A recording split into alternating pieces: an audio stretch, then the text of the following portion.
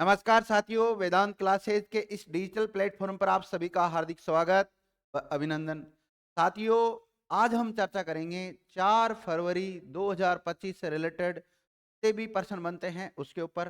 तो आज का जो पहला क्वेश्चन है वो ये है कि वन अग्नि सुरक्षा दिवस सप्ताह हर साल कब मनाया जाता है?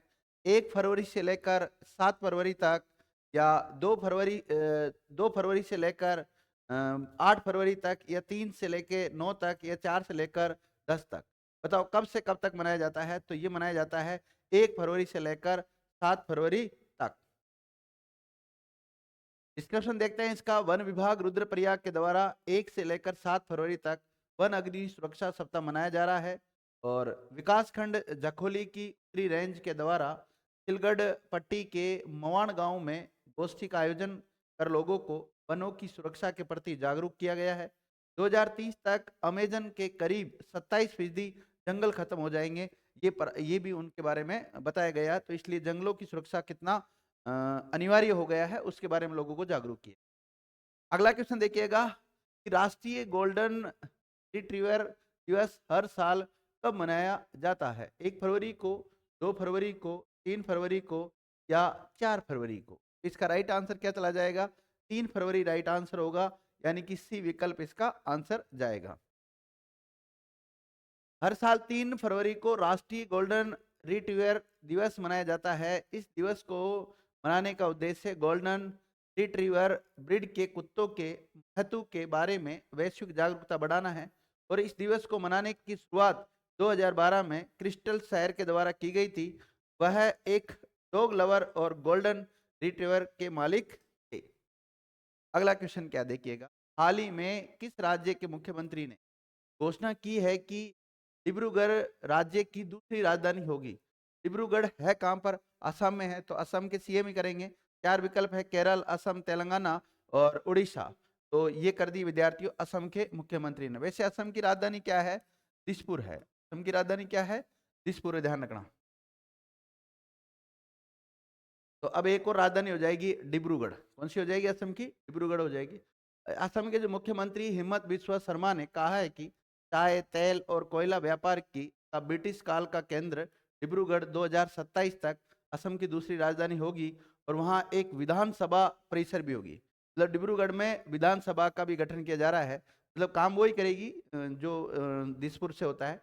उन्होंने कहा कि डिब्रूगढ़ को पूर्ण विकसित शहर और असम की दूसरी राजधानी बनाने का निर्णय ठोस आधार पर लिया गया है, जिसका उद्देश्य जीवन को आसान बनाना और संपर्क में सुधार करना है। अगला क्वेश्चन देखिएगा, हाल ही में भारत सरकार ने कब तक 10,000 जीआई टैग्स का लक्ष्य रखा गया है? 2030, 2047, 2050 या 2075? तो राइट आंसर जाएगा इसका 2030। क्या चला जाएगा? 2030 इसका राइट आंसर चला जाएगा। डिस्क्रिप्शन देखते हैं। हाल ही में वाणिज्य और उद्योग मंत्री पीयूष गोयल ने टीआई समागम कार्यक्रम की घोषणा की। और भारत का लक्ष्य 2030 तक भौगोलिक संकेत उत्पाद यानी कि जोग्रो टीआई टैग जिसको पंजीकरण की संख्या मौजूदा 605 से बढ़ाकर 10,000 करना है।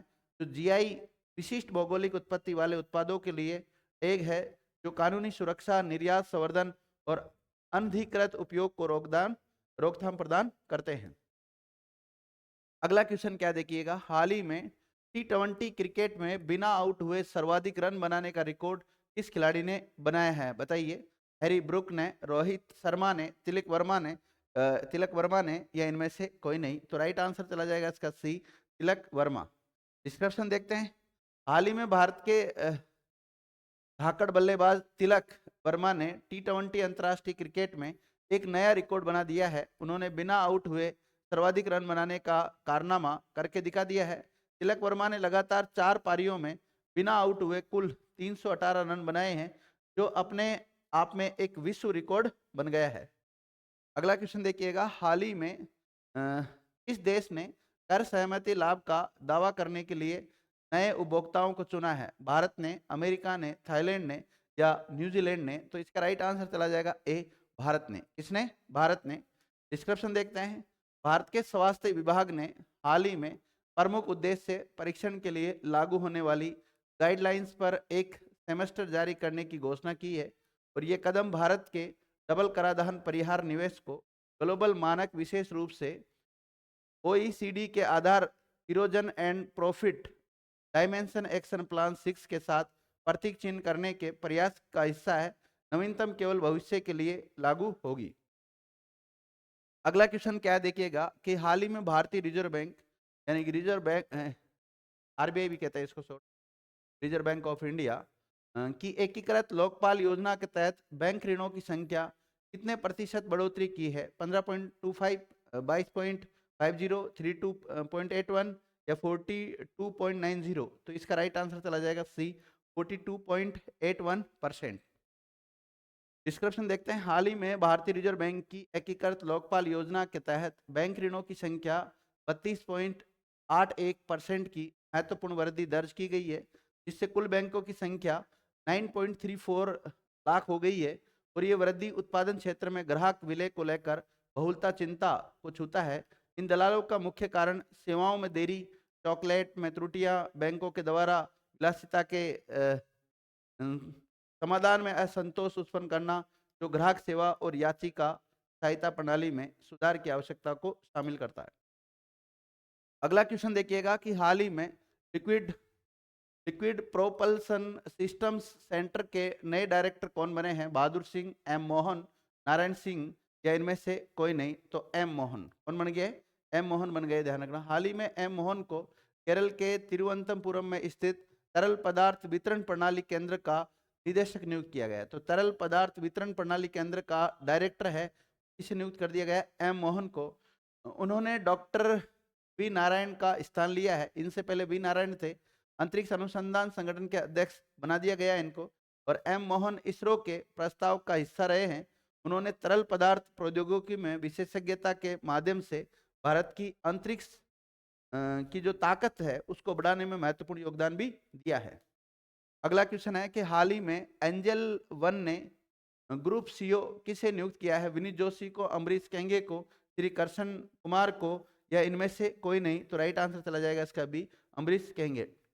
एंजल वन जो भारत के प्रमुख वित्तीय सेवा मंचों से एक है और अमरीश केंगे को अपना समूह ग्रुप जो है समूह का मुख्य कार्यकारी अधिकारी, जिसको हम सीओ कहते हैं, चीफ एग्जीक्यूटिव ऑफिसर कहते हैं, नियुक्त किया है।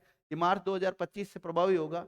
फिनटेक, टेक्नोलॉजी, ई कॉमर्स के क्षेत्र में व्यापक अनुभव के साथ केंगे एंजल वन को वित्तीय सेवाओं की तेजी से दुनिया में जनसंख्या वृद्धि के बीच आगे बढ़ाने को तैयारी है। अगला क्वेश्चन और आज का अंतिम क्वेश्चन, हाल ही में एनआरआई को विदेश में अधिकृत बैंकों में रुपया खाता खोलने की अनुमति किस बैंक के द्वारा दी गई है?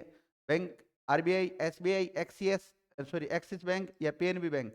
इसके द्वारा आरबीआई के द्वारा, रिजर्व बैंक ऑफ इंडिया के द्वारा ये दे दिया गया है। हाल ही में रुपयों के अंतर्राष्ट्रीयकरण की दिशा में नवीनतम कदम उठाते हुए भारतीय रिजर्व बैंक ने बैंकों की विदेशी शाखाओं को भारत से बाहर रहने वाले लोगों के लिए रुपया खाता खोलने की अनुमति दे दी है। आरबीआई ने कहा कि भारत सरकार से बाहर रहने वाले व्यक्ति अपने प्रत्यावर्तनीय रुपया खातों जैसे कि शेष अनिवासी रुपया खाता और विशेष रुपया पोस्टो खाता में शेष राशि का उपयोग करके देश से बाहर रहने वाले अन्य व्यक्तियों के साथ लेन देन कर सकेंगे। तो ये थे विद्यार्थियों आज के टॉप 10 क्वेश्चन। और महत्वपूर्ण जानकारी ये है कि वेदांत क्लासेज के एप्लीकेशन पर तमाम भर्तियों के कोर्स लॉन्च कर दिए गए हैं। रिसेंटली अभी चतुर्थ श्रेणी कर्मचारी भर्ती है, उसका बैच लॉन्च किया है। जो भी साथी चतुर्थ श्रेणी कर्मचारी भर्ती की तैयारी कर रहे हैं, जो कि राजस्थान की अब तक की सबसे बड़ी भर्ती है, तो प्लीज़ आप इस कोर्स को ले सकते हैं, ताकि आप सफलता में थोड़ा बहुत अगर हमारा सहयोग हो जाता है तो सहयोग का भरपूर फायदा उठा आप सकते हैं। इसके अलावा सब्जेक्ट वाइज भी हमने हमारे जो कोर्स है वो इसमें अपलोड कर रखे हैं, उनको भी आप ले सकते हैं। Thank you Vidya.